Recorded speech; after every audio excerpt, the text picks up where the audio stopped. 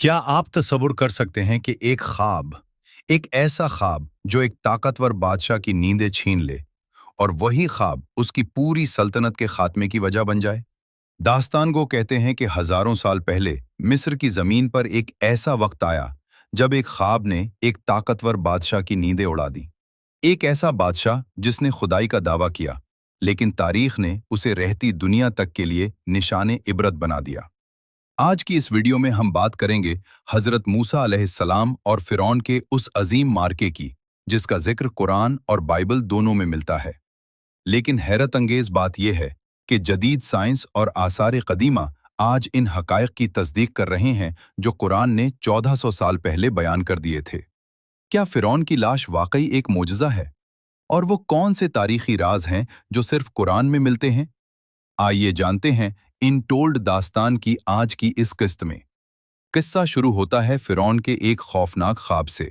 उसने देखा कि बैतुल मुक़द्दस से एक आग निकली जिसने मिस्र के किब्तियों को जला डाला, मगर बनी इसराइल महफूज रहे। नजूमियों ने ताबीर दी कि बनी इसराइल में एक बच्चा पैदा होगा जो तुम्हारी सल्तनत का खात्मा कर देगा। फिरौन ने हुक्म दिया कि बनी इसराइल के हर पैदा होने वाले लड़के को कत्ल कर दिया जाए। लेकिन अल्लाह का मंसूबा इंसान की सोच से बड़ा होता है। हजरत मूसा अलैहिस्सलाम की वालिदा ने अल्लाह के हुक्म से उन्हें एक संदूक में डालकर दरिया के हवाले कर दिया। यहाँ एक दिलचस्प फर्क सामने आता है। बाइबल कहती है कि उन्हें फिरौन की बेटी ने पाया, जबकि कुरान कहता है कि उन्हें फिरौन की बीवी हजरत आसिया ने उठाया और अपने महल में पाला। यानी जिस बच्चे से फिरौन डर रहा था, उसे अल्लाह ने फिरौन के अपने ही घर में परवान चढ़ाया। कुरान में फिरौन के एक करीबी वजीर का जिक्र मिलता है जिसका नाम हामान है। एक अरसे तक नाकदीन ये कहते रहे कि हामान का नाम उस दौर की तारीख में कहीं नहीं मिलता। लेकिन जब 19वीं सदी में कदीम मिस्री जबान को डी कोड किया गया तो माहिरीन आसार कदीमा हैरान रह गए। वयाना के म्यूजियम में मौजूद एक कदीम कुतबे पर हामान का नाम लिखा हुआ पाया गया और उसका ओहदा था पत्थर तराशने वाले मजदूरों का सरबराह। कुरान ने भी यही बयान किया था कि फिरौन ने हामान को ईंटें पकाकर एक ऊंची इमारत बनाने का हुक्म दिया था। हजरत मूसा अलैहिस्सलाम जब नबूवत के बाद फिरौन के दरबार में पहुंचे तो उन्होंने अपना असा जमीन पर डाला जो एक अजीम अजदहा बन गया। फिरौन ने उसे जादू करार दिया और मुकाबले के लिए पूरे मिस्र से माहिर जादूगर बुलाए। ये मुकाबला एक बड़े त्योहार के दिन हुआ।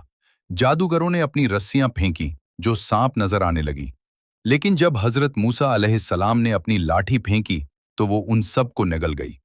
जादूगर फौरन समझ गए कि ये जादू नहीं बल्कि मौजज़ा है और वो सजदे में गिर गए।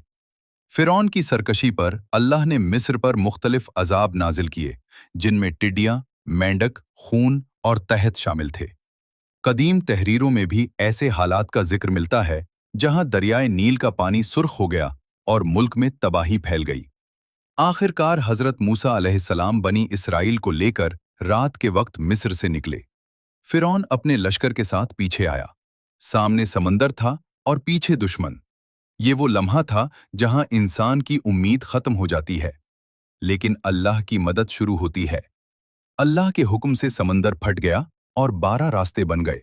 बनी इसराइल पार कर गए, लेकिन जैसे ही फिरौन का लश्कर दरमियान में पहुंचा, पानी दोबारा मिल गया और फिरौन अपनी तमाम तर ताकत के साथ गर्क हो गया। कुरान में अल्लाह फरमाता है कि आज हम तेरे जिस्म को बचा लेंगे ताकि तू आने वालों के लिए निशाने इबरत बन जाए।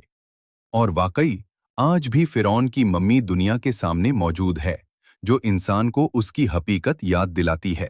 हजरत मूसा अलैहिस्सलाम और फिरौन की ये दास्तान सिर्फ एक कहानी नहीं, बल्कि हक और बातिल की वो जंग है जो हर दौर में जारी रहती है।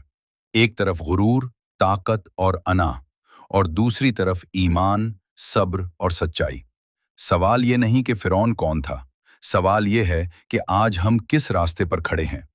अगर आपको ये दास्तान पसंद आई तो वीडियो को लाइक करें, अपने दोस्तों के साथ शेयर करें और ऐसे ही मजीद पुरअसरार और तारीखी वाकयात जानने के लिए हमारे चैनल को सब्सक्राइब करना न भूलें।